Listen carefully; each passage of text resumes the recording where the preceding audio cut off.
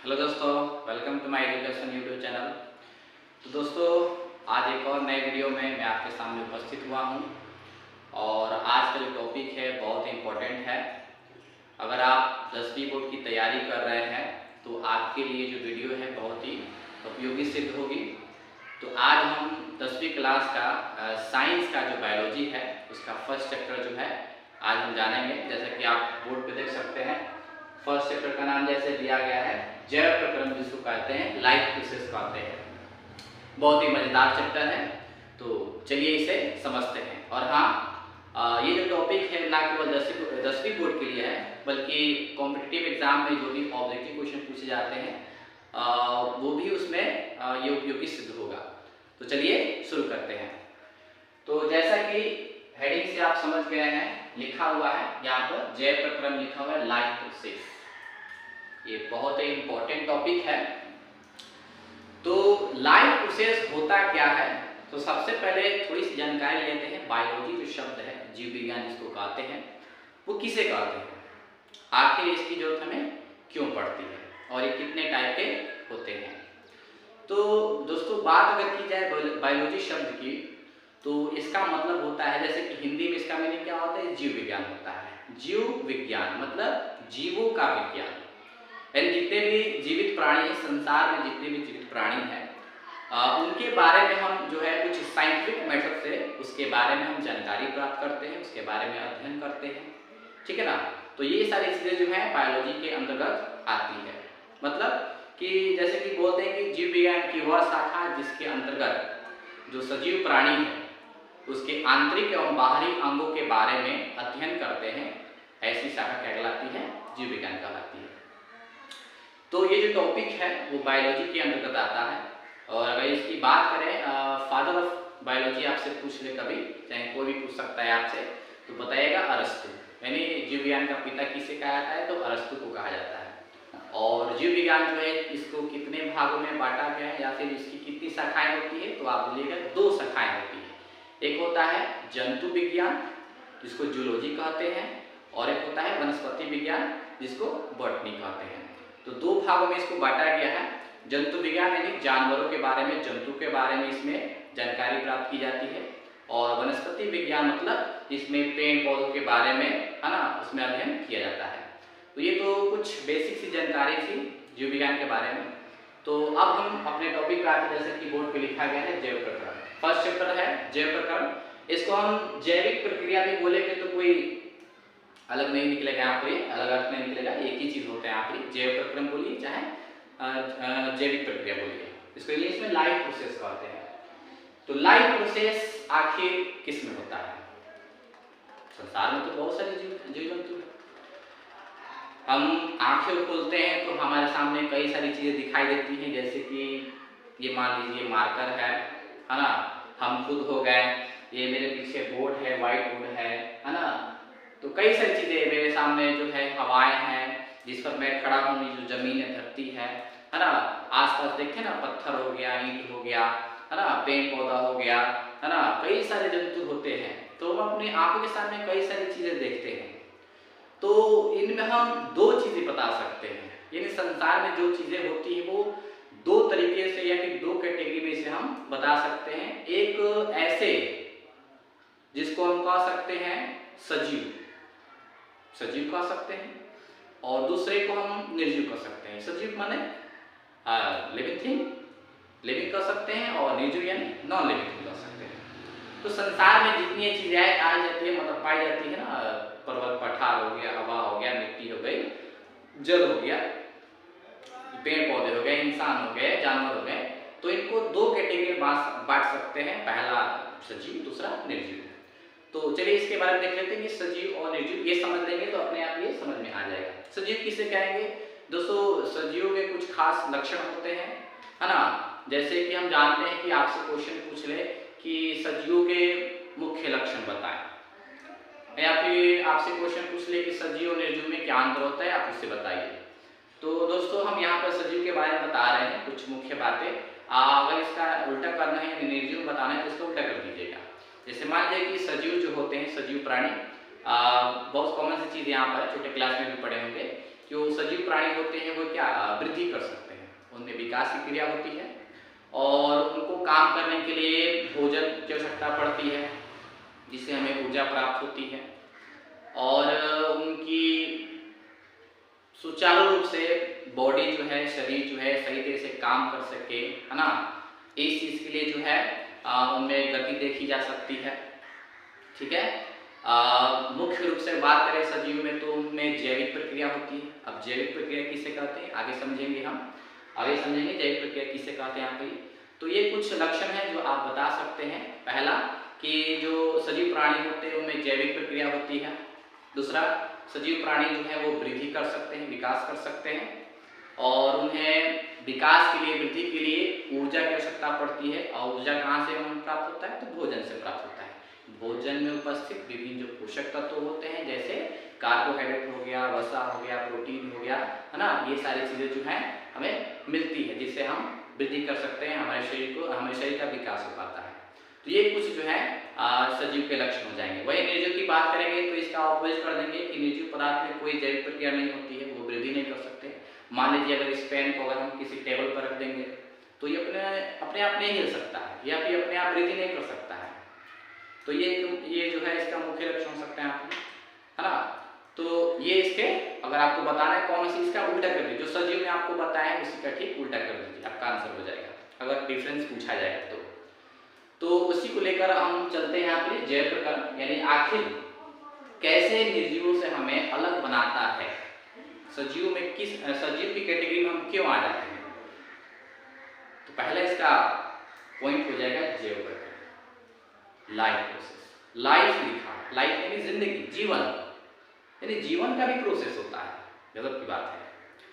तो life process किसे कहेंगे दोस्तों, किताबी भाषा नहीं बताएंगे, बहुत ही आसान भाषा में बताते हैं आपको। जब भी आपको पूछा जाए या फिर बोर्ड एग्जाम में क्वेश्चन पूछ दिया जाए कि जैव प्रकरण किसे कहते हैं, तो आप सीधे से बात बताइएगा। वैसे में आपसे ही पूछते हैं कि आप स्वस्थ रहने के लिए, जीवित रहने के लिए, सुरक्षित रहने के लिए आप क्या करते हैं, तो आप बता सकते हैं कि खाना खाते हैं, भोजन करते हैं, है ना, हरी सब्जियां खाते हैं, फल फ्रूट जो भी है उसको लेते हैं, ग्रहण करते हैं, एक्सरसाइज करते हैं, वॉकिंग करते हैं, ये सारी चीज़ें करते हैं, ठीक है, अच्छी बात यहाँ पर है। तो ये सारी चीज़ें क्यों जरूरी है, ताकि हम अपने आप को फिट रख सकें, सुरक्षित कर सकें, हेल्दी कर सकें, बस वही चीज़ है। अगर हमें सुरक्षित रहना है, फिट रहना है, अपने आप को हेल्दी रखना है, तो जो जो काम करते हैं ना वो सारी चीज़ें जैविक प्रक्रिया है।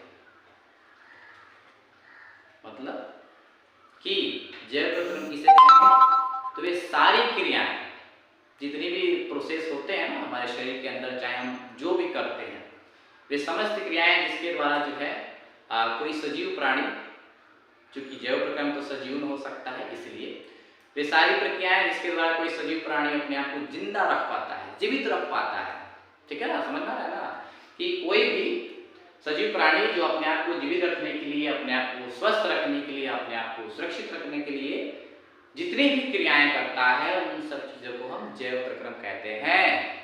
आशा करता है आपको समझ में आ रहा होगा, उसे ही हम जैव प्रकरण कहते हैं। तो एग्जाम में आपसे क्वेश्चन पूछ ले, भाई चलिए डेफिनेशन तो हो गया कि जितनी भी समस्त क्रियाएं होती हैं जिसके द्वारा हम जिंदा रह पाते हैं, जीवित रख पाते हैं, अपने आप को, है ना, सुरक्षित कर पाते हैं, उसे हम जैव प्रकरण कहते हैं। तो आखिर वो कौन सी मूलभूत क्रियाएं हैं, ये भी आपसे पूछ सकता है। तो आप चार चीजें बेझिझक बताइएगा। पहला, पोषण, सबसे इंपॉर्टेंट चीज है, पोषण बताइए। दूसरा का आपसे पूछा जाए तो आप बता सकते हैं श्वसन। तीसरा का पूछा जाए तो आप बता सकते हैं परिवहन, और चौथा पूछा जाए तो आप बता सकते हैं उत्सर्जन। दोस्तों ये जितना भी प्रोसेस बताइए लाइफ प्रोसेस का हिस्सा है। ये जितनी भी प्रक्रियाएं होती है ये प्रोसेस है जो हमारे शरीर के अंदर हमेशा होती रहती है, और अगर एक प्रोसेस ना हो तो हम सही से हम जिंदा रह नहीं पाएंगे, हम वृद्धि नहीं कर पाएंगे, इसलिए जरूरी है। अब जैसे कि बोले हैं पोषण, श्वसन, परिवहन, उत्सर्जन, तो आज के दिन में जो है आम लोग जो है केवल पोषण के बारे में जानेंगे, और ये जो है फर्स्ट पार्ट है। अभी एक और इसका पार्ट आएगा, इसमें हम केवल जो है पौधे जो है उसके बारे में देखेंगे, पोषण की कैसी क्रिया होती है। ठीक है ना दोस्तों। तो जैसे कि हम बता रहे हैं यहाँ पे कि पोषण जो है, श्वसन जो है, परिवहन जो है, उत्सर्जन जो है, हर एक का अलग अलग चैप्टर है। तो चैप्टर वाइज से हम लोग समझेंगे। तो फर्स्ट में पहले हम इसको अच्छे तरीके से समझेंगे। यहाँ पर मैंने डायग्राम द्वारा अच्छी तरीके से यहाँ पर कम शब्दों में यहाँ पर लिखे यहाँ पे, ताकि आपको अच्छे समझ में आएगा।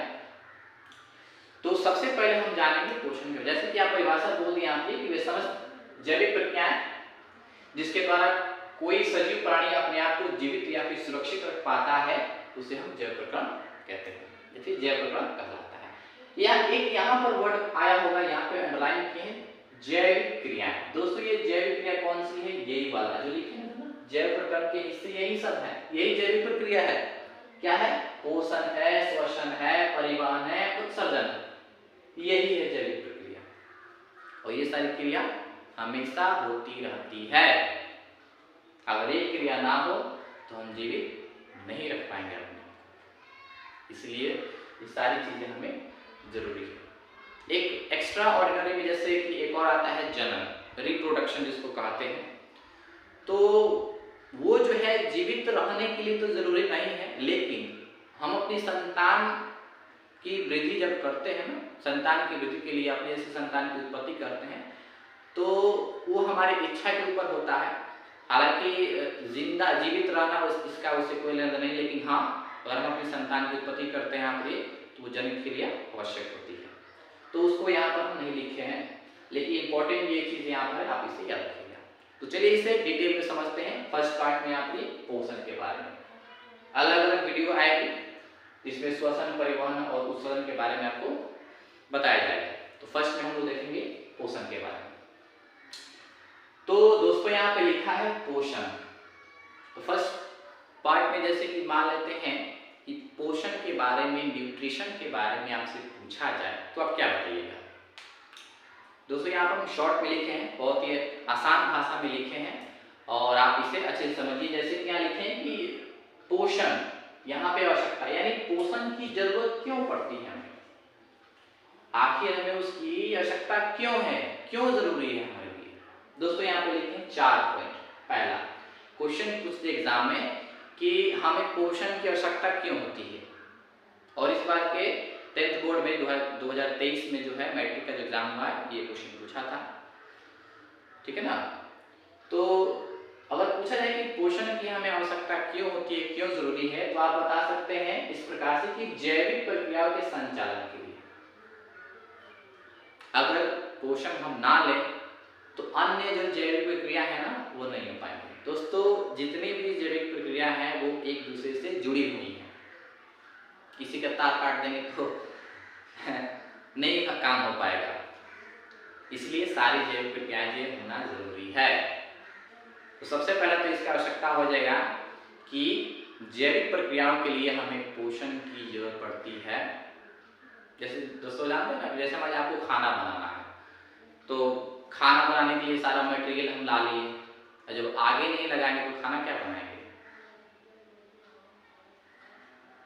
इसीलिए मान लीजिए हमें काम करना है, भारी वर्क हम काम करते हैं, दौड़ते हैं, या फिर बड़ी बड़ी भारी वस्तु उठाते हैं, या बोलते हैं, या फिर कोई भी काम करते हैं, शारीरिक काम करते हैं, तो उसमें ऊर्जा की आवश्यकता होती है, एनर्जी की जरूरत पड़ती है।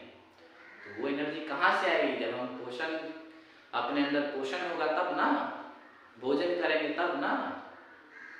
इसीलिए हमें पोषण की जरूरत है। फर्स्ट प्रायोरिटी पहले पोषण, न्यूट्रिशन चाहिए। तो पहला इसका है कि जैविक प्रक्रियाओं के संचालन के लिए हमें पोषण की आवश्यकता होती है। अगर बोर्ड एग्जाम में क्वेश्चन आता है दोस्तों, आप इसे पॉइंट वाइज लिखने की कोशिश कीजिए, पूरा ऐसे मत लिखिए। दूसरा पॉइंट है आपके सामने कि शरीर की वृद्धि के लिए, अगर हमें अपने आप की वृद्धि करनी है, अपने शरीर को स्वस्थ रखना है, वृद्धि करना है, विकास करना है, तो पोषण की जरूरत तो पड़ेगी, तभी तो हम हेल्दी रह पाएंगे ना, तभी तो हम कोई काम कर पाएंगे ना। अब पोषण ही नहीं मिलेगा तो हम कैसे काम कर पाएंगे, कैसे एनर्जी दे पाएंगे।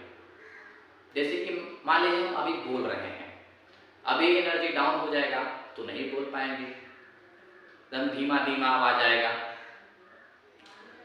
इसलिए हमें पोषण की जरूरत पड़ती है। तीसरा पॉइंट है ऊर्जा प्राप्ति के लिए। फिर से वही आ गई, पोषण नहीं तो ऊर्जा कहाँ से मिल पाएगा।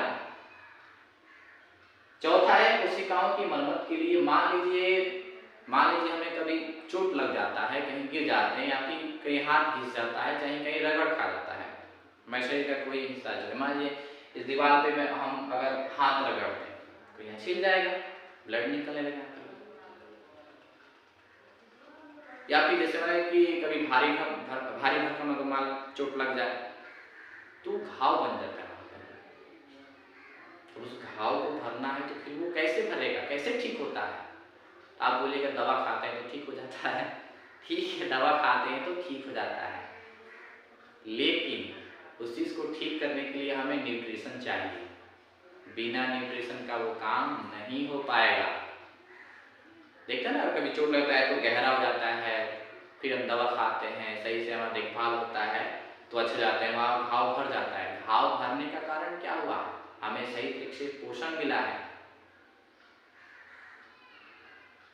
फर्स्ट प्रायोरिटी न्यूट्रिशन, ये हमें बहुत ही जरूरी है। तो ये सारे इसके काम होते हैं, आवश्यकता है। इन सब चीजों के लिए हमें न्यूट्रिशन की जरूरत होती है, नहीं लेंगे तो काम नहीं चलेगा, ऊपर लटक जाएंगे हम लोग। चलिए अगला यहाँ पर है कि ये तो इसकी आवश्यकता हो गई। इधर आवश्यकता लिखिए, जरूरत लिखिए कि क्यों जरूरी है। जैसे कि यहाँ पर अभी आपको समझाया है, जैविक प्रक्रियाओं के संचालन के लिए जब पोषण ही नहीं लेंगे तो ये बाकी कहाँ से काम चलेंगे, नहीं हो पाएगा। दूसरा क्या है, शरीर की वृद्धि के लिए, शरीर की वृद्धि करनी है, विकास करना है, पोषण चाहिए। ऊर्जा प्राप्ति के लिए एनर्जी चाहिए, तभी तो हम काम कर पाएंगे ना। और कोशिकाओं की मरम्मत के लिए, जैसे कि बताए हैं, चोट लगने से कई सारे हमें सेल क्या होते हैं, डेड हो जाते हैं, मर जाते हैं, घाव बन जाते हैं, गहरा है, तो उसको भरने के लिए तो चाहिए ना। तो हमें पोषण नहीं मिल पाएगा तो हम ये चीजें नहीं कर पाएंगे। तो ये सारी चीजें अगर आपको एग्जाम में दिया जाए कि पोषण की हमें जरूरत क्यों पड़ती है, उसकी क्यों आवश्यकता है, तो आप इसको पॉइंट वाइज लिख लीजिएगा। और अब नीचे जो लिखे हैं, अगर डेफिनेशन पूछ ले आपसे, परिभाषा, भैया बताइए पोषण किसे कहते हैं। तो दोस्तों यहाँ पर पोषण क्या है, पोषण एक ऐसी विधि है, ये भी तो एक प्रोसेस ही होता है, ये किसी बच्चे का नाम नहीं है, ये प्रोसेस का नाम है। तो क्या है पोषण, क्या है, तो पोषण जो होता है इसमें क्या तीन चीजें इंपॉर्टेंट होती हैं। पहला है भोजन से पोषक तत्व प्राप्त करना, भोजन करेंगे, भोजन में विभिन्न प्रकार के पोषक तत्व होते हैं, असली में वही हमें चाहिए। दूसरा क्या है ऊर्जा और तीसरा क्या है उपयोग। मतलब पोषण वह विधि होती है जिसमें हम भोजन को ग्रहण करते हैं, क्योंकि उसमें विभिन्न प्रकार के पोषक तत्व उपलब्ध होते हैं, और उन पोषक तत्वों से हमें ऊर्जा मिलती है, जिसका उपयोग हम अपने शरीर के लिए करते हैं। यही प्रोसेस कहलाता है पोषण। काम खत्म। बहुत ही आसान भाषा में दोस्तों आपको समझा रहे हैं। अगर आपको पसंद आ रहा हो तो वीडियो को लाइक कर दीजिएगा। तो पोषण किसे कहेंगे, जिसमें हम पोषण ऐसी विधि होती है, ऐसी प्रक्रिया होती है, ऐसा प्रोसेस होता है जिसमें हम विभिन्न भोज्य पदार्थों को, भोजन को ग्रहण करते हैं, जिससे हमें पोषक तत्व प्राप्त होता है, और उन्हीं पोषक तत्वों से हमें एनर्जी मिलती है, जिसका उपयोग हम अपने शरीर के लिए करते हैं, वही पोषण कहलाता है। खत्म। ज्यादा आपको दिमाग लगाने की कोई जरूरत नहीं है, आप खुद सोच के देखिए। तो इतना आपको समझ में आ गया कि पोषण की जरूरत क्यों पड़ती है। पोषण जो है किसे कहते हैं, आप इसका बुलेट वाइज जो है यहाँ पर लिख दिए हैं, पॉइंट वाइज आप इसे याद कर सकते हैं, पोषण का डेफिनेशन। तो चलिए आगे बढ़ते हैं। लिखा है पोषण के प्रकार। अब हम जानेंगे पोषण के कितने प्रकार होते हैं, यानी पोषण की विधियां कितनी होती हैं, टाइप्स ऑफ न्यूट्रिशन। जंतुओं में पोषण के प्रकार कितने होते हैं। दोस्तों पोषण के प्रकार की बात करेंगे तो जंतुओं में जो है पोषण की दो विधियां होती हैं। फर्स्ट जो होता है स्व पोषण कहते हैं, जिसको ऑटोट्रॉफिक न्यूट्रिशन कहते हैं, और सेकंड जो होता है उसको कहते हैं पर पोषण, या फिर इसका एक और नाम है जिसको कहते हैं विषम पोषण कहते हैं, यानी हेटेरोट्रॉफिक न्यूट्रिशन। ये दो चीजें हैं, जंतुओं में पोषण की प्रक्रिया होती है। तो चलिए इसे और समझते हैं कि आखिर ये दोनों हैं क्या, 100% क्या है, पर पोषण क्या है। तो यहाँ पर कैटेगरी वाइज कर दिए हैं पोषण के प्रकार, टाइप्स ऑफ न्यूट्रिशन। फर्स्ट यहाँ पे लिखे हैं स्वपोषण, ऑटोट्रॉफिक न्यूट्रिशन, और दूसरा क्या है पर पोषण या फिर विषम पोषण, इसको कहेंगे हेटेरोट्रॉफिक न्यूट्रिशन। दोस्तों इधर वाले में है स्वपोषण, किसे कहेंगे, अगर एग्जाम में आए तो कैसे लिखेंगे। जैसे दोस्तों यहाँ पे देखिए स्वपोषण को जो शब्द लिखे उसको दो पार्ट में कर दिए, स्व प्लस पोषण। स्व का मतलब सेल्फ यानी खुद स्वयं होता है, पोषण यानी इसका स्व यानी ऑटो, यहाँ पर जैसे कि इंग्लिश नाम लिखा हुआ है ऑटोट्रॉफिक। तो ये जो स्वपोषण शब्द जो है वो ऑटो और ट्रॉफ से मिलकर बना है। ऑटो का मतलब होता है खुद यानी स्वयं, और ट्रॉफ का मतलब होता है पोषण। ठीक है, तो इससे हमारा मतलब क्या निकला, स्वयं पोषी या फिर स्वयं पोषण। अब ये क्या होता है स्वयं पोषण, खुद क्या होता है। तो दोस्तों अगर आ जाए कि स्वपोषण किसे कहते हैं तो बताइएगा कि पोषण की वह विधि जिसमें कोई सजीव प्राणी अपना भोजन स्वयं बनाता है। ये कैसे संभव है, अपना भोजन स्वयं कौन बनाता है, बनाते हैं। ऐसे भी दुनिया में है सजीव प्राणी, और वो कौन है, इकलौता है, अकेला बेचारा है, उसका नाम है पेड़ पौधे। जी हाँ दोस्तों, पेड़ पौधे जो होते हैं, हरे पेड़ पौधे, उनमें स्वपोषण की प्रक्रिया होती है, क्योंकि इकलौते ऐसे सजीव प्राणी धरती पर जो हमारे लिए तो जरूरी है, समस्त पूरे संसार में जितने भी जीव जंतु है सबके लिए जरूरी है पेड़ पौधे। इसीलिए हमें सलाह दी जाती है कि पेड़ बचाइए, पेड़ लगाइए। अगर पेड़ नहीं रहेगा तो हम सुरक्षित नहीं रह पाएंगे। तो स्वपोषण किसे कहेंगे, पोषण की वह विधि जिसमें कोई सजीव प्राणी अपना भोजन स्वयं बनाता है, उसे कहेंगे स्वपोषण, ऑटोट्रॉफिक न्यूट्रिशन। और एग्जांपल में समस्त हरे पेड़ पौधे, देखिए केवल हरे पेड़ पौधे इसमें आ जाएंगे। इसमें और थोड़ा चीजें जानते हैं कि पेड़ पौधे ही ऐसे जीव हैं जो अपना भोजन स्वयं बनाते हैं। तो कौन सा प्रोसेस इस्तेमाल करते हैं भाई दोस्तों, केवल हरे पेड़ पौधों में स्वपोषण की प्रक्रिया होती है, आप ये याद रखिएगा। तो ये जो प्रोसेस होता है स्वपोषण में, किस प्रक्रिया द्वारा अपना भोजन बनाते हैं दोस्तों, उसका नाम है, मतलब कि उसका नाम है प्रकाश संश्लेषण, जिसे हम जैव रासायनिक प्रक्रिया करते हैं। यानी हरे पेड़ पौधे जो होते हैं अपना भोजन जिस प्रोसेस से बनाते हैं, उस प्रोसेस का नाम है प्रकाश संश्लेषण। प्रकाश आया है, प्रकाश नहीं लाइट, लाइट की आवश्यकता पड़ती है दोस्तों। ये प्रकाश संश्लेषण क्या है, जैव रासायनिक प्रक्रिया है, ये केमिकल रिएक्शन होता है, केमिकल प्रोसेस होता है, ये बायोकेमिकल प्रोसेस होता है। इसमें होता है यहाँ पर हरे पेड़ पौधे में, जिसका नाम है प्रकाश संश्लेषण। यानी पेड़ पौधे जिस प्रक्रिया द्वारा अपना भोजन बनाते हैं उस प्रक्रिया को हम क्या कहते हैं, प्रकाश संश्लेषण कहेंगे। इसे और आपको डिटेल में बताना है तो ऐसे बता सकते हैं कि हरे पेड़ पौधे सूर्य की प्रकाश की उपस्थिति में, हरे पेड़ पौधे सूर्य की प्रकाश की उपस्थिति में CO2, H2O यानी जल का सूत्र होता है H2O, और क्लोरोफिल की मदद से अपना भोजन क्या बनाते हैं, कार्बोहाइड्रेट के रूप में बनाते हैं। इसी प्रोसेस को हम कहते हैं प्रकाश संश्लेषण। यानी ये जो प्रोसेस होता है, इस प्रोसेस द्वारा पौधे अपना भोज्य पदार्थ बनाते हैं, और उनका भोज्य पदार्थ क्या होता है, कार्बोहाइड्रेट होता है, या फिर इसको हम ग्लूकोज भी कह सकते हैं, जिसका केमिकल फॉर्मूला होता है, रासायनिक सूत्र होता है C6H12O6 होता है। तो चलिए इसे आगे देखते हैं। आपके प्रकाश संश्लेषण आपको समझ में आ गया कि प्रकाश संश्लेषण होता क्या है। दोस्तों याद रखिए कि प्रकाश संश्लेषण का जो प्रोसेस होता है ये दिन में ही हो सकता है, क्योंकि ये प्रोसेस करने के लिए हमें लाइट की जरूरत पड़ती है, इसीलिए तो इसका नाम लिखा है प्रकाश संश्लेषण यानी फोटोसिंथेसिस। दोस्तों आपसे पूछा जाए कि प्रकाश संश्लेषण की प्रक्रिया होती है तो कितने प्रकार के पदार्थों की जरूरत होती है, यानी पेड़ पौधे, मान लीजिए हमको चाय बनाना है तो चाय बनाने के लिए हम क्या क्या इस्तेमाल करते हैं? पानी ले सकते हैं, अगर पानी का चाय बना रहे हैं तो पानी, चाय पत्ती ले सकते हैं, चीनी, ज़्यादा ज़्यादा क्या डाल सकते हैं, जो कॉफ़ी होता है उसका इस्तेमाल कर सकते हैं, हालांकि तो दूध में इस्तेमाल करते हैं, है ना। नींबू डाल सकते हैं ना, कोई लोग तो नमक डाल के भी चाय जो है पानी वाला चाय पीते हैं। तो ये सारी एक चाय बनाने के लिए हम इतनी सारी चीज़ों का इस्तेमाल किए।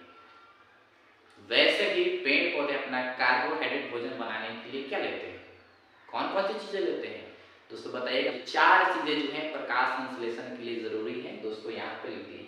फोटोसिंथेसिस प्रोसेस के लिए हमें सनलाइट की आवश्यकता पड़ती है, और ये हमें कहाँ से मिलता है, कहाँ से मिलता है यहाँ पे, ये हमें सूरज से मिलता है। CO2 कहाँ से मिलता है, यानी कार्बन डाइऑक्साइड दूसरा पदार्थ है वायुमंडल से। क्लोरोफिल ये कहाँ से मिलता है, पत्तियों में ही मौजूद होता है और कहीं नहीं होता है दोस्तों। क्लोरोफिल क्या होता है, हरे रंग का पिगमेंट होता है, हरे रंग का वर्णक होता है जो पेड़ पौधे की पत्तियों में पाया जाता है। लेकिन आपसे पूछ ले कि क्लोरोफिल जो है असल में पत्तियों में कहाँ पाया जाता है, तो दोस्तों याद रखिए क्लोरोप्लास्ट में, यानी हरित कवक में, यानी घर के अंदर घर। तो असल में क्लोरोफिल कहाँ पाया जाता है, तो क्लोरोप्लास्ट में पाया जाता है, यानी हरित कवक में पाया जाता है। और क्लोरोफिल के ही कारण क्या होता है, पत्तियों का रंग जो है हरा होता है। इस बार के बोर्ड एग्जाम में पूछा हुआ था ये क्वेश्चन दोस्तों, याद रखिएगा इसे। तो 4 चीजें यहाँ पर हो जाएंगी। सूरज का प्रकाश, इसका स्रोत क्या है, सूर्य। CO2 यानी कार्बन डाइऑक्साइड, इसका स्रोत है वायुमंडल। और यहाँ पर हो जाएगा तीसरा क्लोरोफिल, है ना, हरे रंग का वर्णक होता है जो पत्तियों में मौजूद होता है, और मौजूद कहाँ होता है असल में, क्लोरोप्लास्ट में होता है। और चौथा जो पदार्थ है वो H2O है दोस्तों, इसको भी याद रखिएगा, पानी का केमिकल फॉर्मूला है ना। ये कहाँ से प्राप्त करते हैं, मिट्टी से जड़ों द्वारा ले लेते हैं, सोख लेते हैं, हम अवशोषित कर लेते हैं। ये 4 चीजें जरूरी होती है प्रकाश संश्लेषण के लिए। प्रकाश संश्लेषण किसमें होता है, हरे पेड़ पौधे में होता है। कैसी प्रक्रिया है, तो जैव रासायनिक प्रक्रिया है, आप ये याद रखिएगा दोस्तों। एक और छोटा चीज है, हरे पेड़ पौधे अगर प्रकाश संश्लेषण करते हैं तो कहाँ करते हैं, उसके कौन से हिस्से में होता है दोस्तों। जो पत्ती है ना, वहीं पे सारा काम होता है। प्रकाश संश्लेषण का पूरा काम जो है पत्तियों में ही होता है। तो थोड़ा पत्तियों के बारे में थोड़ा सा जान ले। ये जो है केवल हरे पेड़ पौधे जो है स्वपोषण प्रक्रिया करते हैं। यहाँ पर आपको दिखाए हैं, इसमें छोटे छोटे रंध्र होते हैं, छिद्र होते हैं। हाँ, अभी हम लोग देखेंगे पत्ती में, माइक्रोस्कोप से देखेंगे तो दिखाई देगा। तो पत्तियों में छोटे छोटे छिद्र होते हैं, वो छिद्र क्या कहलाते हैं, स्टोमाटा कहलाते हैं। यानी पत्तियों के बाहरी त्वचा पर, बाहरी सतह पर छोटे छोटे छिद्र होते हैं, उन्हीं छिद्रों को हम रंध्र कहते हैं, स्टोमाटा कहते हैं। ये आप याद रखिए, स्टोमाटा कहाँ होता है, पत्तियों में होता है, पत्तियों के बाहरी सतह पर होता है दोस्तों। इसी स्टोमाटा द्वारा क्या होता है, पेड़ पौधे हमें ऑक्सीजन देते हैं और हम CO2 निकाल कर उन्हें दे देते हैं। तो याद रखिएगा कि स्टोमाटा किसे कहेंगे, तो ये पत्तियों का एक ऐसा खास अंग होता है जिसमें वो बाहरी सतह पर होता है, इसमें छोटे छोटे छिद्र होते हैं, वही स्टोमाटा कहलाता है। कार्य पूछेगा आपसे, लिखा हुआ है, बता दीजिएगा। गैसों का आदान प्रदान, आना जाना, एक गैस आया तो दूसरा गैस गया, और साथ में ज्यादा पानी पी लेता है भाई पेड़ पौधे, क्या करेंगे, निकालेंगे। तो वाष्पोत्सर्जन की क्रिया भी पेड़ पौधों में होती है। एक्स्ट्रा पानी लेंगे तो बाहर निकाल देंगे, तो एक्स्ट्रा पानी निकालने का रास्ता भी तो होना चाहिए ना, वो रास्ता है पत्तियां ही हैं। तो आराम से बताइएगा इसका कार्य क्या होता है, गैसों का आदान प्रदान करना, यानी O2 CO2 का, और जलवाष्प जो है उसका भी आदान प्रदान करना। ये किस रास्ते से बाहर निकलते हैं, स्टोमाटा से निकलते हैं। ठीक है, आप इसे याद रखिएगा। तो ये हो गया हरे पेड़ पौधे, जो पत्तियां होती हैं, है ना, उसमें छोटे छोटे छिद्र होते हैं, उन्हें रंध्र कहेंगे। इसका यहाँ पर है, कार्य क्या है अभी आपको समझा दिए। चलिए, इसका काम हो गया। आप प्रकाश संश्लेषण समझ गए, कितने कच्चे पदार्थों की जरूरत पड़ती है, कौन कौन सी चीजें लेकर आते हैं, तो 4 चीजें होती हैं, सनलाइट, CO2, H2O, क्लोरोफिल। सबका स्रोत क्या है, सोर्स क्या है, तो आपको बता दिए। सनलाइट का होता है, अब जैसे ही पूछा ना सूर्य का प्रकाश, तो सूर्य हो जाएगा, CO2 का वायुमंडल, क्लोरोफिल है ना क्या पत्तियों में पाया जाता है, और H2O मिट्टी से जड़ द्वारा अवशोषित करते हैं। ये तो हो गई पत्तियों के बारे में। अब पर पोषण जान लेते हैं। स्वपोषण आप समझ में आ गया आप लोग को कि स्वपोषण किसे कहेंगे, ऐसे जीव जो अपना भोजन खुद बनाते हैं, दूसरे पर डिपेंड नहीं करते हैं। हम तो दूसरे पर डिपेंड करते हैं, लालची है ना हम लोग ना। तो स्वपोषण है, तो स्वपोषण आपको समझ में आ गया कि ऐसे जीव जो अपना भोजन स्वयं संश्लेषित करते हैं, खुद बनाते हैं, कितना जिम्मेदारी वाला काम करते हैं, बाप रे। तो इसे ही कहेंगे स्वपोषण कहेंगे। कहाँ होता है, हरे पेड़ पौधे में। हरे पेड़ पौधों में ये जो क्रिया करते हैं वो कौन सा है, भोजन बनाने का प्रोसेस क्या है, तो प्रकाश संश्लेषण। कैसी प्रक्रिया है, तो जैव रासायनिक प्रक्रिया है। कहाँ होता है प्रकाश संश्लेषण, पत्तियों में होता है, पत्तियों में होता है, याद रखिएगा है ना। प्रकाश संश्लेषण के लिए कितने कच्चे पदार्थ चाहिए, 4 चाहिए, आपको लिख दिया यहाँ पे। और रंध्र क्या होता है, स्टोमाटा क्या होता है, छोटे छोटे छिद्र होते हैं। उन छिद्र से क्या होता है, भली भांति आप समझते हैं, अच्छे बच्चे हैं आप। चलिए आगे देखते हैं। आगे दूसरा कि पर पोषण या विषम पोषण। पर पोषण या विषम पोषण जिसको हेटेरोट्रॉफिक न्यूट्रिशन कहते हैं। जैसे कि वो 2 शब्दों से मिलकर बना है, ऑटो प्लस ट्रॉफ, ये भी बना है हेटेरो प्लस ट्रॉफ। हेटेरो का मतलब क्या होता है, दूसरा, दूसरा कोई, अन्य, डिफरेंट, अदर, दूसरा आदमी। ट्रॉफ का मतलब तो बता कि आपको पोषण होता है।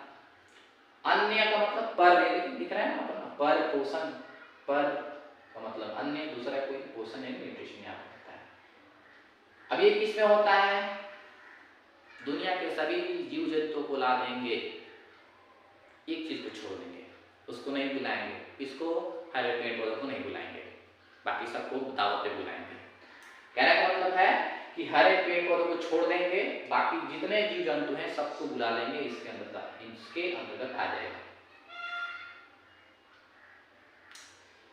है ना। तो किसे कहेंगे पर पोषण, जैसे कि बताया जाए अन्य स्रोत, अन्य दूसरा जगह, जैसे कि होता है हम लोग अलालची हैं, दूसरे से मांग कर खाते हैं, यानी हम लोग क्या मांग कर, कहने का मतलब है कि पेड़ पौधे जो है ना उसी पर तो डिपेंड हम लोग हैं। यानी ऐसे जीव, हम भी आएंगे इसमें, ऐसे जीव जो अपने भोजन के लिए दूसरे स्रोतों पर निर्भर रहे, अपना भोजन खुद नहीं बनाएगा।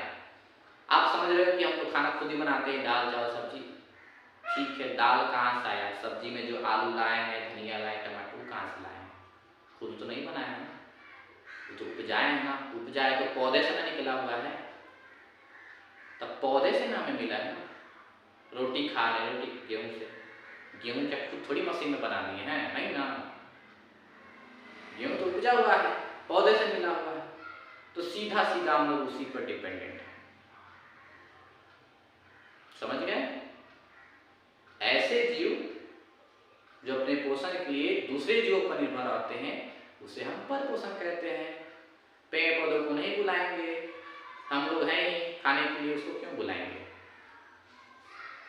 हम लोग की वो ना देखभाल कर रहा है कि हम कर रहे हैं, हम तो उल्टा उसे नाश ही कर रहे हैं, उसका नष्ट कर रहे हैं। दोस्तों इससे हमें सीख लेनी चाहिए, हमें पेड़ पौधों को नष्ट नहीं करना चाहिए, क्योंकि उसी से हमारी जिंदगी है, ठीक है। तो पर पोषण आपको समझ में आ गया होगा।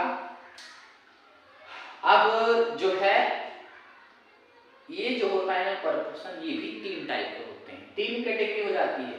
यहाँ पे लिखा है मृतजीवी पोषण, दूसरा का है परजीवी पोषण, तीसरा का है प्राणी संपोषण। मृतजीवी पोषण को सैप्रोफाइटिक न्यूट्रिशन कहेंगे, परजीवी पोषण को पैरासाइटिक न्यूट्रिशन कहेंगे, प्राणी संपोषण को होलोजोइक न्यूट्रिशन कहेंगे। दोस्तों ये क्या होता है, चलिए समझते हैं, अच्छे से आपको ये समझ में आया होगा। तो अगर आपसे पूछा जाए कि मृतजीवी लोग मर गया, लोग कौन मर गया, अरे मृतजीवी पोषण यानी इसमें ऐसे कुछ जीव होते हैं ना जो मरे हुए चीजों को खाते हैं। किस रूप में, ये आप याद रखिएगा, घुलित कार्बनिक पदार्थ के रूप में। दोस्तों याद रखिए, घुलित कार्बनिक पदार्थ के रूप में। ऐसे कुछ जीव हैं जो अपना जो देखभाल जो है अपनी वृद्धि के लिए, अपने पोषण के लिए मृत जंतुओं व पौधों पर निर्भर रहते हैं, उसी से अपना भोजन प्राप्त करते हैं। उसी को कहते हैं मृत जीवी पोषण। पोषण की वह विधि जिसमें मृत जीव एवं पौधों से घुलित कार्बनिक पदार्थ के रूप में अपना भोजन प्राप्त करते हैं, उन्हें मृत जीवी पोषण कहेंगे। और ऐसे जीव जो करते हैं ना, उसे कहते हैं मृत जीवी, क्योंकि मरे हुए चीजों को लेकर साफ सफाई कर रहा है ना, अच्छी बात है। दोस्तों इसका एक और नाम है, आप याद रखिएगा, मृत जीवी में, यानी मृत जीवी पोषण में जो मृत जीवी होते हैं उनको अपघटक भी कहते हैं, डिकम्पोजर भी कहते हैं। याद रखिएगा। अब ये बोले ये क्या है, ये कौन सा नया शब्द आ गया। दोस्तों अपघटक का मतलब होता है, अपघटक का मीनिंग हो जाएगा, यानी जो इसको इंग्लिश में डिकम्पोजर कहते हैं। इसका मतलब होता है कि समझ लीजिए ये हमारे दोस्त हैं। दोस्त कैसे हो गए, मान लीजिए कोई भी जीव जंतु है ना मर जाते हैं, मृत्यु हो जाती है उनकी, तो जमीन में उनको जब दफनाते हैं तो देखते हैं कि सब कुछ सड़ गल गया है, खाली हड्डी बचा हुआ है। वो कहाँ गायब हो जाता है, कहाँ चला जाता है, उसे मृत जीवी कहते हैं। वही करते हैं ऐसा काम।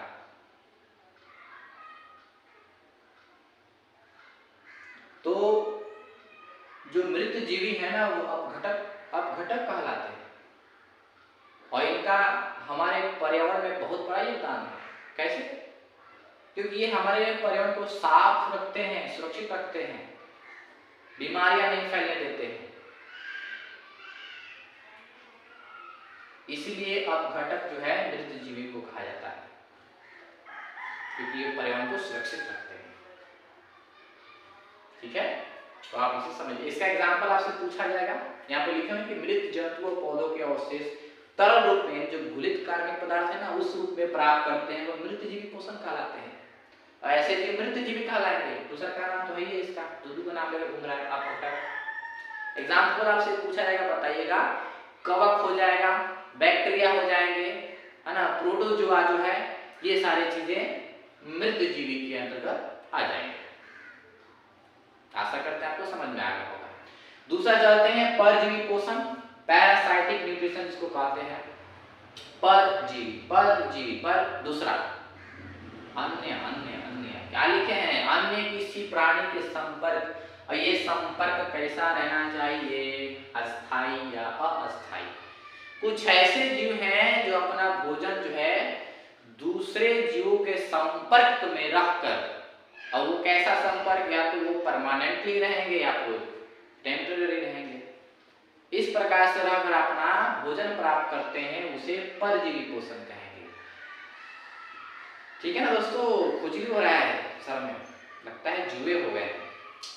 जुए, इसका एग्जाम्पल वही हो जाएगा, जुए हो गए, मच्छर हो गए, है ना, एंट अमीबा हो गया, हुकवर्म हो गया, टेपवर्म हो गया, ये जितने भी बताए हैं आपको जीवों के बारे में वो सब परजीवी कहलाते हैं। मलेरिया परजीवी, ये भी इसके एग्जाम्पल हो जाएंगे। कुछ जीव तो हमारे शरीर के अंदर है, कुछ बाहर है। अब मच्छर की बात करेंगे तो ये परमानेंटली थोड़ी होता है, आएगा काटेगा भाग जाएगा, वो अस्थायी होगा ना। तो जीव ऐसे क्या होंगे, या तो अस्थायी रूप से, अगर वो अंदर है तो अस्थायी रूप से, जब तक उसकी मृत्यु नहीं होती तब तक वो आराम से खेल कूद सकता है अंदर। तो या तो वो अस्थायी या फिर अस्थायी रंग में रहकर क्या करते हैं, अपना भोजन प्राप्त करते हैं, उसे परजीवी पोषण कहेंगे। आशा करते हैं आपको समझ में आ गया होगा। तीसरा है प्राणी संपोषण। प्राणी संपोषण, होलोजोइक न्यूट्रिशन, इसमें क्या होता है, तो लिखें कि भोजन को ठोस या तरल के रूप में प्राप्त कर पाचन करना। कहने का मतलब है कि ऐसे जीव जो भोजन को ठोस या तरल के रूप में ग्रहण करते हैं, और पाचन जो है यहाँ होता है, शरीर के अंदर होता है, मतलब उसे ही क्या कहते हैं, प्राणी संपोषण कहेंगे। और ऐसे एग्जाम्पल क्या होगा, वो जीता जागता हम ही खड़े हैं ना, मनुष्य हो जाएंगे, मेढक हो जाएगा, अमीबा, अमीबा जो होता है, जो एक कोशिकीय जीव होता है, वो भी यहाँ है, थोड़ा इसका यहाँ दिख रहा है ना, यही वाला है, यही यही है, यही, तो हम भी है यहाँ पर, तो उसे क्या कहेंगे, प्राणी संपोषण कहेंगे। दोस्तों नोट में याद रखिएगा कि मृतजीवी पौधा, अभी मृतजीवी पौधा कहाँ से आ गया इसमें, चलिए देखते हैं क्या। परजीवी पौधा, मृतजीवी पौधा गोबर छत्ता, गोबर गाय गोबर नहीं, गोबर नहीं है, मृतजीवी पौधा जिसको गोबर छत्ता कहते हैं, मशरूम जिसको कहते हैं, और एक है परजीवी पौधा जिसको अमरबेल कहते हैं, कैस्कटा कहते हैं, या फिर ये दोनों जो होते हैं ये डिपेंडेंट प्लांट होते हैं। यानी ऐसे भी नोट में आप याद रखिएगा, इंपॉर्टेंट ये चीज, ऐसे भी प्लांट होते हैं जो डिपेंडेंट रहते हैं, और ये एग्जाम में पूछ देता है, तो आप याद रखें कुछ ऐसे मृत जीवों के कैटेगरी में आते हैं, है ना, कुछ पौधे होते हैं, उसका नाम है गोबर छत्ता, बड़ा अजीब नाम है, इसको मशरूम कहते हैं, आप देखोगे ना टोपी जैसा जैसा होता है परवा, है ना। उसके बाद दूसरा क्या है, परजीवी पौधा, तो आपसे एग्जाम में पूछ देगा कि गोबर छत्ता किस प्रकार का पौधा है, तो बताइएगा मृतजीवी, और अमरबेल कैसा है, तो बताइएगा परजीवी, हो गया काम खत्म। ये दोनों क्या है, डिपेंडेंट प्लांट हैं, आश्रित पौधे हैं, निर्भर रहते हैं, ये आप नोट में याद रखिएगा। एक छोटा सा चीज यहाँ पर आपको नहीं बताए थे, अभी देख लीजिए कि रासायनिक सूत्र क्या होते हैं, प्रकाश संश्लेषण। एग्जाम में कभी कभार पूछ भी लेता है कि केमिकल इक्वेशन क्या होगी, balanced chemical equation 6CO2 plus 12H2O sunlight by chlorophyll C6H12O6 plus 6O2 plus 6H2O। वाह क्या बात है, ऐसे ही आप याद कीजिए, लिखा है ना 6CO2 plus 12H2O sunlight by chlorophyll C6H12O6 plus 6O2 plus 6H2O। ये आप दोस्तों केमिकल इक्वेशन भी बैलेंस्ड है, आप इसे याद रख लीजिए। ये जो है प्रकाश संश्लेषण का संतुलित रासायनिक समीकरण है, आप इसे याद रखिएगा। उतना परिभाषा बोले हैं आपको ना, प्रकाश संश्लेषण किसे कहते हैं, सूर्य प्रकाश होता है, CO2 लेते हैं, पानी होता है, क्लोरोफिल होता है, मिलकर बनाते हैं कार्बोहाइड्रेट। अब इसी को शॉर्ट में दिखा दिए, यहाँ पे देखिए CO2। दोस्तों यहाँ पे जो नंबर लिखेंगे बैलेंस करने के लिए नंबर यहाँ पे सब है। असल में जो पदार्थ होते हैं क्या होता है, CO2 होता है, जल होता है, सनलाइट होता है, क्लोरोफिल, चार चीजें मिल गई ना, 1 2 3 4, चारों मिलकर क्या बनाते हैं, ग्लूकोज या कार्बोहाइड्रेट बोले थे। ग्लूकोज या कार्बोहाइड्रेट का केमिकल फॉर्मूला याद रखिएगा, क्या है C6H12O6। और बाई प्रोडक्ट में क्या होता है, मेनली हमारे लिए, तभी तो जिंदा रह पाएंगे ना, मेनली क्या बनता है, O2 ऑक्सीजन जो हम लेते हैं, कुछ मात्रा में जलवाष्प बनते हैं। दोस्तों इसको याद रखिए, केमिकल इक्वेशन यहाँ पर है। पौधों के लिए बाई प्रोडक्ट क्या है, उनका है खाना, हम लोगों के लिए क्या है, बाई प्रोडक्ट O2, आप इसे याद रखिएगा। चलिए ऊपर कुछ नोट में है, इसको भी देख लेते हैं। ऊपर इसे घुमा रहे हैं ना, देख लीजिए।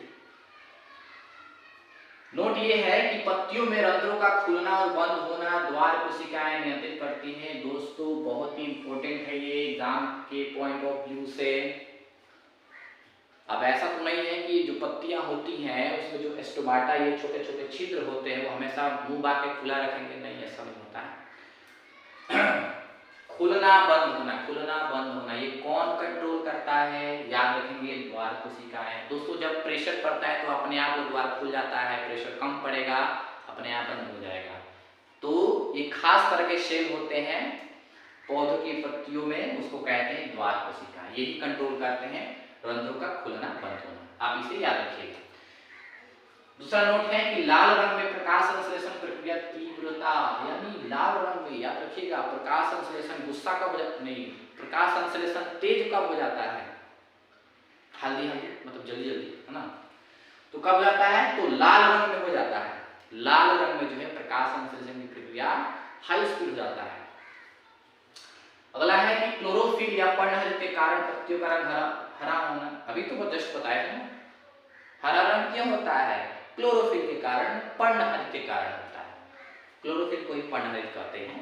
अगला है कि सौर ऊर्जा या फिर विकिरण ऊर्जा ये किसमें होता है? सूरज की किरणों में होती है। ये बदल जाता है किसमें? रासायनिक ऊर्जा में। यानी दोस्तों क्लोरोफिल ही क्या करता है? असल में पेड़ पौधों में जो सनलाइट होता है ना, उसको सौर ऊर्जा या फिर सोलर एनर्जी या फिर विकिरण ऊर्जा से किसमें बदल देता है? क्लोरोफिल रासायनिक ऊर्जा में बदलता है। ठीक है, आप इसे याद रखिए। कौन बदलता है? क्लोरोफिल बदलता है। अगला है कि प्रकाश संश्लेषण में ऑक्सीजन जो O2 जो है ना, जो बाहर निकलता है टूट करके, वो किससे बाहर निकलता है? तो पानी से टूट करके बाहर निकलता है, जल से, H2O से। ठीक है ना, आप इसे याद रखिएगा। तो ये तो रहा पौधों के बारे में, सारी चीजें यहाँ पर पोषण के बारे में, है ना। अब जंतु के बारे में थोड़ा सा देख लेते हैं। ये एक कोशिका के जीव होते हैं। दोस्तों अगले वीडियो में हम मनुष्य में जो है पोषण की किस प्रकार की प्रक्रिया होती है, कैसे होती है, उसको जानेंगे, है ना। अभी फिलहाल इसमें हम पोषण के बारे में और कुछ एक कोशिका के जो जंतु होते हैं उसके बारे में हम जान रहे हैं। जैसा कि यहाँ लिखा है अमीबा, तो फर्स्ट आपसे क्वेश्चन पूछ ले कि अमीबा कैसा जीव है, कैसा आदमी तो नहीं, जंतु है ना। तो ये क्या है? तो ये एक प्राणी समपोषी एक कोशिकीय जीव है। प्राणी समपोषी, अच्छा है ये वाला ना है, ये वाला क्या होता है? ठोस या तरल रूप में भोजन को लेते हैं, पाचन के लिए शरीर के अंदर बढ़ते हैं, उसे ही कहते हैं क्या? प्राणी संपोषण। तो ये प्रकार का प्राणी संपोषण, लेकिन एक कोशिकीय जीव है। ऐसे जाके डायरेक्ट नहीं देख सकते हैं दोस्तों। इसको हम कहाँ देख सकते हैं? काई जहां जमा होता है ना, वहां देख सकते हैं इसे। तो इसमें जो मेन जो पॉइंट है आपको इसे याद रखना है। सबसे पहले तो ये एक प्राणी समपोषी एक कोशिकीय जीव है। यहाँ पॉइंट है कि पोषण 3 चरणों में होता है। इसमें इसका हुलिया देख लेते हैं। इसका हुलिया जो है, शक्ल जो है ऐसा दिखता है, अकटेल बकटेल बोल सकते हैं। इसका कोई भी निश्चित आकार नहीं होता है, ये कैसा भी बन जाता है, पता नहीं कैसा बन जाता है। तो अमीबा क्या होता है? इसमें जो पोषण की क्रिया होती है वो 3 चरणों में, पहला अंतर्ग्रहण, दूसरा का पाचन, तीसरा का बहिष्करण। अंतर्ग्रहण का मतलब क्या होता है? भोजन को छीनता नहीं, ग्रहण करता है। पाचन का मतलब डाइजेशन उसके शरीर के अंदर होता है। और बहिष्करण का मतलब जो बच्चा कुछ आगा बाहर निकाल देगा, इसका काम ये होता है। भोजन इसके कौन कौन से खाने, कौन कौन सा खाना खाता है? हमारे जैसे तो फल फ्रूट हो गया, ड्राई फ्रूट हो गया, वो तो नहीं लेगा। इसके मुख्य रूप से भोजन कौन है? शैवाल के छोटे छोटे टुकड़े होते हैं, बैक्टीरिया होता है, डाइटम होता है। इसकी ये मुख्य रूप से टेस्टी खाना होता है इसका। अगला है कि भोजन के पाचन का स्थान, इसमें डाइजेशन कहाँ होता है? हमारे तो स्टमक है ना, लार्ज इंटेस्टाइन है, स्मॉल इंटेस्टाइन है, कई सारी चीजें हैं। इसमें देखते हैं यहाँ पे भोजन के पाचन का स्थान, इसमें भोजन रसधानी होता है। दोस्तों ऑब्जेक्टिव क्वेश्चन है आपके लिए कि अमीबा में भोजन का पाचन कहाँ होता है? तो भोजन रसधानी होता है। इसको याद रखेंगे। इसका देख लेते हैं, शक्ल ऐसा है, ये जो दिख रहा है ये ब्लैक कलर का, ये आपका है भोजन रसधानी, है ना। इसमें केंद्रक भी होते हैं, है ना। अगला है कि कोई निश्चित आकार नहीं है, यानी इसका कोई मुंह नहीं होता है, इसका आकार निश्चित नहीं होता, ये किसी भी आकार का बन सकता है। और यह आकार का बनना बिगड़ना किसके कारण? मोस्ट इंपॉर्टेंट दोस्तों आपके लिए, कुटपादों की मदद से जो है इसका आकार बनता है, बिगड़ता है। ये बहुत ही इंपॉर्टेंट क्वेश्चन है आपके लिए। तो ये कुछ मुख्य पॉइंट्स थे अमीबा के बारे में, जो आपको यहाँ पर हमने अच्छे तरीके से बता दी। और यहाँ पे इसका फिगर हो जाएगा। दोस्तों यहाँ पे छोटा सा एक और है, नन्हा सा मुन्ना सा यहाँ पर है पैरामीशियम में। ये भी एक क्या है? प्राणी समपोषी एक कोशिकीय जीव है। इसका आकार कैसा होता है? चप्पल देखे हैं, चप्पल इसका जो मतलब होता है नीचे का जो सतह होता है, सोल जिसको कहते हैं आप, ये तो ऐसे दिखता है ना, ये चप्पल की आकृति का दिख रहा है ना। तो पैरामीशियम क्या होता है? प्राणी समपोषी जीव है ना। और ये क्या है? सीलिया द्वारा गति करना। अच्छा, अमीबा जो है ये क्या करता है? कैसी गति करता है? इसका तो आकार बिगड़ता रहता है ना, किसी वजह से? कुटपादित वजह से। इसमें इसका कोई निश्चित आकार नहीं होता है, मुंह कुछ नहीं होता है, लेकिन इसमें होता है, याद रखिएगा। पैरामीशियम जो होता है प्राणी समपोषी जीव है, ये भी तो वही है। अंतर यह है कि ये जो है अपना आकार बदलता है, गति करता है, किस कारण से? कुटपादों की मदद से। लेकिन ये क्या करता है? सीलिया द्वारा इसलिए गति कर सकता है। और इसका निश्चित आकार होता है, दिख रहा है। सीलिया कहाँ है? देखते हैं, ये छोटे दिख रहा है यहाँ पर, साइड प्लस साइड से दिख रहा है आपको ये है ना, कांटा की तरह दिख रहा है आपको ये, है ना, तो वो क्या कहलाता है, सीलिया कहलाता है। ये सीलिया होती है, इसी मदद से ये, है ना, गति कर सकते हैं यहाँ पे ये। ठीक है, तो इन दो जीवों के बारे में आप याद रखिएगा, पहला अमीबा, दूसरा का पैरामीशियम। इस प्रकार के जीव है, प्राणी समकोषी जीव है, एक कोशिका वो भी, है ना। दोनों में अंतर क्या है, अमीबा का कोई मुंह नहीं होता है, मतलब कोई निश्चित आकार नहीं होता है, पैरामीशियम का होता है निश्चित आकार। ठीक है, अमीबा अपना आकार बदल सकता है उत्पादों की मदद से, पैरामीशियम सीलिया द्वारा गति कर सकता है। इसे याद रखिएगा यहाँ पर। भोजन का पाचन कहाँ होता है, भोजन रसायन में होता है, इसमें भी वही होता है, ऐसी कोई दिक्कत करने वाली बात नहीं है यहाँ पर ये। तो दोस्तों फर्स्ट पार्ट में आपका इतना ही था। आशा करते हैं आपको ये जो वीडियो है अच्छा लगा, पसंद आया होगा, समझ में आया होगा। और अगर आप चाहते हैं जल्द से जल्द इसका पार्ट 2 आए तो आप लाइक करें, कमेंट करें, शेयर करें, और हो सके तो वीडियो को, है ना, हमारे चैनल को सब्सक्राइब कर लें ताकि आपको ऐसी वीडियो मिलते रहे। दोस्तों मिलते हैं अगले वीडियो में, तब तक के लिए जय हिंद।